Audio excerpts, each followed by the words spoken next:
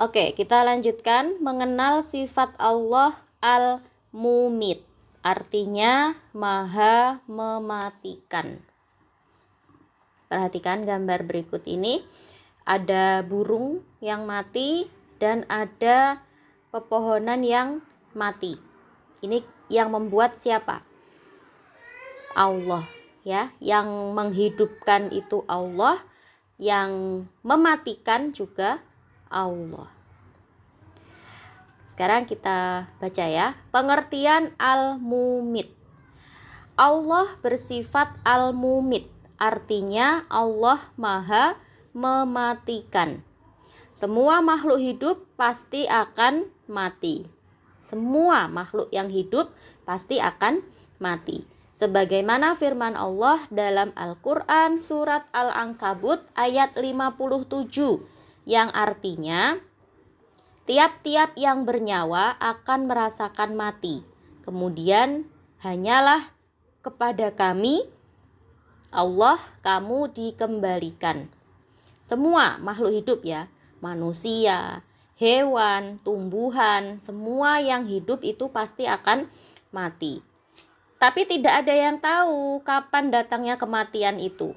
Karena kematian itu adalah rahasia, hanya Allah yang tahu. Apabila telah datang ajal seseorang, maka tidak ada yang bisa menghalanginya. Sebaliknya, kalau ajalnya belum datang, maka tidak ada yang bisa memajukan walau sedetik saja. Ya, jadi kalau memang belum waktunya mati, orang yang sakit separah apapun sakitnya, kalau belum waktunya mati, belum waktunya meninggal, ya tidak akan meninggal.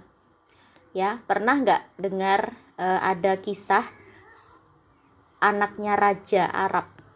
Ya, anaknya raja di Arab sana itu dia itu koma, sudah puluhan tahun koma.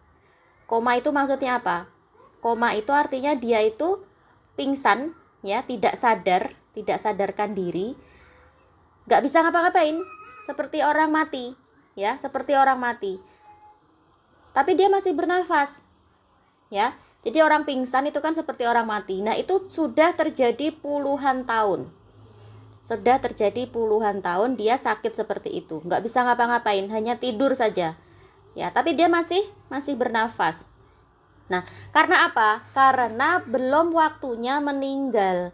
Meskipun dia sakitnya sudah puluhan tahun sakit, sudah lama sekali sakit, tapi kalau belum waktunya meninggal, ajalnya belum datang, maka ya tidak akan meninggal.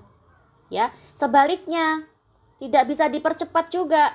Ya, tidak bisa dilambatkan, tidak bisa dicepetin. Jadi yang namanya ajal, ya, itu hanya Allah yang tahu kapan datangnya ajal, kapan manusia itu akan meninggal, itu hanya Allah yang tahu. Ya, tidak bisa dicepetin, nggak bisa dilambatin. Apabila malaikat Israil sudah melaksanakan tugasnya untuk mencabut nyawa seseorang, maka tidak ada yang bisa menghindar dari malaikat Israil, ya. Gak ada satu makhluk pun di dunia ini, ya, baik itu manusia, hewan ataupun tumbuhan, kalau malaikat Israil sudah mencabut nyawanya, ya, maka tidak ada yang bisa lari dari malaikat Israil. Dimanapun makhluk tadi itu, ya, dimanapun manusia lagi ngapain aja, ya, kalau malaikat Israil sudah datang, pasti, ya, berarti sudah waktunya, ya. Mau dia lagi di kamar mandi, mau dia lagi di masjid, ya, mau dia lagi di mall, di bioskop, di pantai, di gunung, di mana saja. Kalau malaikat Israil sudah datang untuk mencabut nyawa, maka berarti waktunya sudah tiba, ya. Makanya apa? Makanya kita harus selalu dalam kondisi yang baik, ya. Kita harus selalu berbuat baik dalam kondisi yang baik. Jangan sampai kita lagi mencuri misalnya, ya, naudzubillah, jangan sampai kita lagi mencuri, lagi berbuat maksiat, tiba-tiba malaikat Israil datang mencabut nyawa. Naudzubillah, jangan sampai seperti itu, ya. Makanya kenapa kita harus selalu menjaga diri untuk selalu menjadi orang baik, Biar apa? Biar kalau sewaktu-waktu malaikat Israel datang, kita meninggal dalam kondisi yang baik. Kita bisa meninggal dalam kondisi yang husnul khotimah. Apa artinya husnul khotimah? Husnul khotimah itu adalah akhir yang baik. Ya, semua orang berharap bisa meninggal dalam kondisi husnul khotimah, akhir yang baik. Ya, makanya kita harus selalu berbuat baik. Dalam Al-Quran surat Ghafir ayat 68 Allah berfirman, Dialah yang menghidupkan dan mematikan. Maka apabila dia menetapkan suatu urusan, dia hanya berkata kepadanya, jadilah, maka jadilah. Nah, jadi Allah itu kalau sudah punya kemauan, ya Allah sudah punya kehendak, Allah tinggal bilang kun, jadilah. Fayakun, maka jadilah. Sama seperti dengan penciptaan Adam, Nabi Adam ya, yang tadinya itu hanya tanah liat dibentuk menjadi boneka ya, menyerupai manusia. Kemudian Allah berkata, kun, jadilah. Maka jadilah manusia, yaitu siapa? Nabi Adam. Semudah itu Allah itu memberi kehidupan ya, yang tadinya benda mati ya, boneka dari tanah liat tadi itu, Allah bilang kun, langsung jadi manusia yang hidup. Semudah itu Allah itu membuat sesuatu. Ya. Apa bukti bahwa Allah itu bersifat al-mumit? Apa buktinya kalau Allah itu maha mematikan? Ya. Allah tidak pernah kesulitan untuk mematikan hambanya. Sama juga seperti ketika Allah menghidupkan Nabi Adam. Mudah sekali, sangat mudah sekali. Ya, Allah memiliki banyak cara untuk mengakhiri kehidupan makhluk di dunia ini. Ya, jadi caranya itu banyak sekali. Kalau orang mau meninggal itu kan caranya banyak sekali. Misalnya ada yang meninggal dengan sakit misalnya. Ada yang meninggal dengan jalannya misalnya karena kecelakaan. Ada juga yang meninggal karena terkena musibah, gempa bumi misalnya. Ada yang meninggal karena banjir. Ya, banyak sekali cara Allah untuk mematikan makhluk hidup. Gak hanya manusia loh ya, makhluk hidup. Ya, kucing bisa mati, anjing bisa mati, ya, hewan-hewan, tumbuhan, semuanya itu bisa mati kalau Allah sudah berkehendak untuk dia mati, ya. Jadi cara makhluk hidup untuk mati itu banyak sekali. Terserah Allah. Terserah Allah bagaimana cara untuk Allah mengambil nyawanya tadi itu. Ya. Kalau Allah sudah berkehendak, maka tidak ada satupun makhluk yang bisa lari dari kematian. Semuanya akan meninggal sesuai dengan ajal yang sudah ditentukan oleh Allah. Allah mengakhiri kehidupan Nabi Nuh, Nabi Soleh, Nabi Lut dengan sangat mudah dan dalam waktu yang singkat. Ya. Bagaimana Allah mengakhiri kehidupan kaum nabi-nabi tadi itu, Nabi Nuh, Nabi Soleh dan Nabi Lut, ya, melalui azab dan musibah kepada orang-orang kafir. Ya, umatnya Nabi Nuh, kaumnya Nabi Nuh mati karena banjir. Ya. Kemudian kaumnya Nabi Soleh mati karena apa? Karena gempa bumi kalau nggak salah. Ya, Nabi Lut juga kaumnya, bukan Nabi Lutnya ya, bukan nabinya, tapi kaumnya yang ingkar tadi itu, kaumnya yang kafir itu, ya, mati karena gempa bumi, karena azab. Nah, Allah juga sebaliknya, ya, ketika Allah mau menyelamatkan orang-orang yang beriman, maka hal itu juga mudah sekali. Misalnya ada gempa bumi nih, ada gempa bumi, ada yang meninggal, ada juga yang selamat. Nah, berarti itu atas ketetapan siapa? Ketetapan Allah, ya. Ini sama-sama nih di Jogja nih ada gempa bumi. Ada yang meninggal tapi ada juga yang selamat. Nah, yang meninggal tadi itu berarti memang sudah waktunya dia meninggal. Yang selamat juga berarti memang belum waktunya dia meninggal. Dia masih ajalnya belum datang. Nah, proses kematian manusia itu berbeda-beda, ya. Proses manusia untuk meninggal itu beda-beda dan semuanya itu adalah kehendak Allah. Gitu ya. Oke. Nah, jadi intinya apa? Intinya kita harus selalu berbuat baik. Biar apa? Biar kalau sewaktu-waktu malaikat Israel datang untuk mencabut nyawa kita, maka kita bisa kembali kepada Allah dalam kondisi husnul khotimah, akhir yang baik. Oke, begitu ya pelajaran kita untuk hari ini. Insya Allah besok kita libur dulu, ketemu lagi nanti hari Kamis ya. Hikmah mengimani al-mumit. Apa hikmah atau apa manfaat kalau kita beriman dengan Asmaul Husna al-mumit, maha mematikan? Ada banyak hikmah atau manfaat ketika kita bisa memahami sifat Allah al-mumitu, sehingga dapat mengamalkan dalam perilaku sehari-hari kita.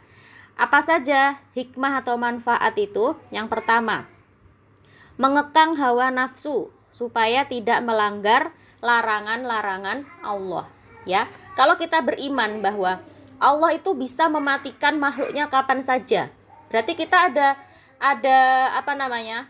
Ada lampu merah ya. Lampu merah itu artinya kan berhenti ya. Kita harus berhenti kalau kita mau melanggar larangan Allah. Misalnya Allah melarang kita untuk berbohong. Allah melarang kita untuk mencuri. Allah melarang kita untuk berkata-kata kasar, ya. Nah, kalau kita beriman, kalau kita percaya bahwa Allah itu maha mematikan, maka kita akan menghindari perbuatan-perbuatan yang dilarang oleh Allah itu, ya. Seperti yang Ustazah kemarin katakan ya, kita jadi apa? Jadi berhati-hati kalau mau berkata kotor, kalau mau berbuat jahat. Wah, jangan-jangan ketika aku berbuat jahat nanti malaikat Israel datang mencabut nyawa. Wah, jangan sampai kita mati dalam keadaan yang jelek ya. Dengan kita beriman bahwa Allah itu bisa mematikan makhluknya kapanpun, kita jadi berhati-hati ya. Jangan berbuat jahat, jangan berkata kotor gitu ya.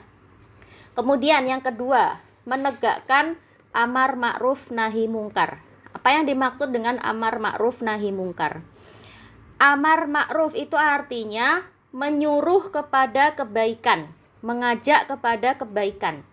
Nahi mungkar itu artinya melarang kemungkaran atau melarang kejahatan. Jadi maksudnya amar ma'ruf nahi mungkar itu adalah kita sebagai manusia harus saling mengajak berbuat baik dan saling menasehati untuk tidak berbuat jahat. Gitu ya. Jadi kalau kita sebagai manusia itu dengan sesama manusia ya, dengan teman, dengan saudara, dengan keluarga, itu kita harus apa? Mengajak berbuat baik. Ya, saling menasihati untuk berbuat kebaikan dan saling menasihati untuk menjauhi kemungkaran, menjauhi keburukan. Itu. Kemudian yang ketiga, mengutamakan kepentingan umum daripada kepentingan pribadi. Nah, misalnya nih, yang lagi rame di Indonesia, ya. Nazirat mungkin nggak tahu ya, di Indonesia sekarang lagi ribut, lagi kerusuhan. Gara-garanya apa? Gara-garanya orang-orang protes sama anggota DPR. Kenapa kok protes?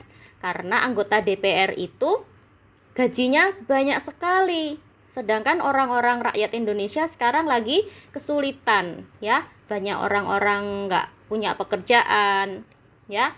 Bahan-bahan makanan mahal. Sedangkan orang-orang yang kerja di DPR itu, anggota DPR itu mereka berfoya-foya. Bahkan gajinya itu berkali-kali lipat dari orang-orang biasa. Misalnya, kalau orang biasa, ya, di Indonesia itu misalnya dia punya uang gajinya sebulan 3 juta.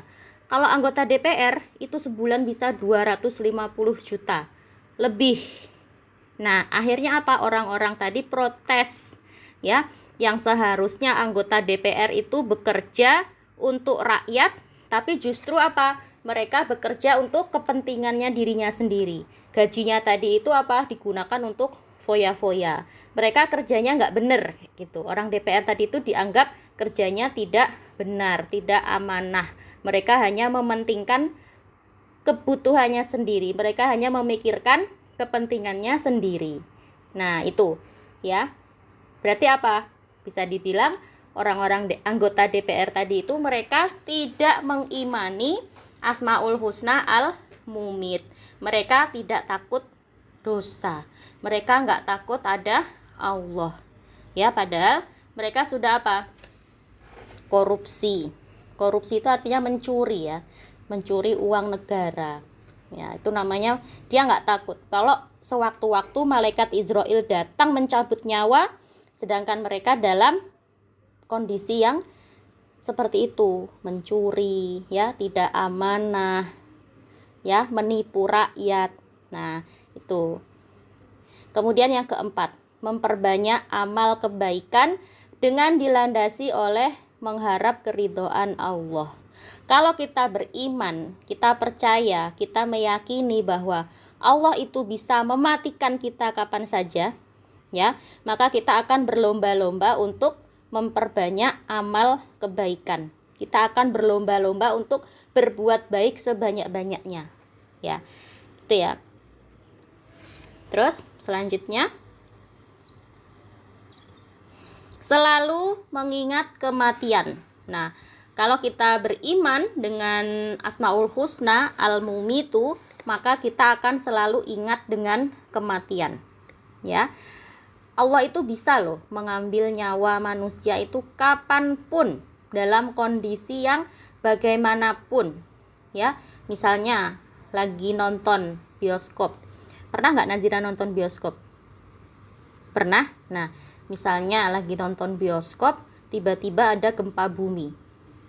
Terus orang di dalam bioskop itu semuanya terjebak, nggak bisa keluar. Tiba-tiba gedungnya hancur, malnya hancur, mati semua yang ada di bioskop itu. Nah, bisa nggak terjadi seperti itu? Mungkin nggak kira-kira? Mungkin. Ya, Allah itu bisa mematikan seseorang itu bagaimanapun caranya, dalam kondisi apapun, dengan cara yang bagaimanapun, itu Allah itu bisa. Nah, makanya dengan kita beriman dengan Asmaul Husna Al-Mumit, kita akan menjadi apa? Selalu mengingat kematian. Oh, aku harus berbuat baik terus. Aku harus menjaga diri dari hal-hal yang nggak disukai oleh Allah. Supaya apa? Supaya kalau sewaktu-waktu malaikat Israel itu mencabut nyawa kita, maka kita dalam kondisi yang baik. Kita meninggal dalam keadaan apa? Husnul khotimah. Husnul khotimah itu artinya akhir yang baik. Kemudian selanjutnya, memantapkan niat untuk menjadikan kehidupan ini sebagai sarana beribadah kepada Allah. Nah, kita harus yakin bahwa kenapa kok kita dikasih hidup sama Allah? Kenapa kok Allah itu memberi kita kehidupan? Buat apa sih kita hidup? Buat apa kira-kira? Buat beribadah. Ya, Allah itu menyuruh kita hanya untuk beribadah. Ya, Allah nggak nyuruh kita jadi orang kaya. Allah nggak nyuruh kita jadi presiden. Allah nggak nyuruh kita jadi apalagi anggota DPR misalnya. Ya, Allah hanya nyuruh kita untuk apa? Beribadah. Itu saja. Allah cuma minta kita untuk beribadah. Kita ini dikasih hidup sama Allah, ya. Untuk apa? Beribadah. Nah, beribadah itu banyak sekali. Tidak hanya sholat, nggak hanya ngaji, nggak hanya puasa, ya. Tapi banyak sekali. Belajar itu ibadah. Bekerja itu juga ibadah. Ya, sekolah itu juga ibadah. Terus apa lagi? Les, ikut les renang, ikut les ngaji, ikut les piano. Terus olahraga, itu semuanya ibadah kalau kita niatkan untuk ibadah. Nah, itulah pentingnya ya, kita melakukan apapun. Misalnya kita lagi makan nih, kita makan, bisa nggak makan itu jadi ibadah? Bisa. Gimana caranya biar makan kita itu menjadi ibadah? Ya, diawali dengan membaca doa ya, terus diniatkan, ya Allah, aku niatkan makanku ini untuk beribadah kepadamu. Kalau aku makan, kemudian aku menjadi berenergi, aku jadi bisa sholat ya. Dengan aku makan, kemudian aku bisa berangkat sekolah ya. Dengan aku makan, aku kemudian bisa belajar ngaji. Nah, kita niatkan semua pekerjaan kita itu untuk ibadah ya. Jadi ibadah itu tidak hanya sholat, nggak hanya puasa, nggak hanya ngaji, tapi ibadah itu banyak sekali. Semua pekerjaan kita itu bisa bernilai ibadah. Dengan cara apa? Kita niatkan untuk beribadah. Nah, gitu ya. Oke, sudah selesai pembahasan kita tentang Asmaul Husna Al-Mumit. Insya Allah besok kita lanjutkan dengan Asmaul Husna yang lain ya.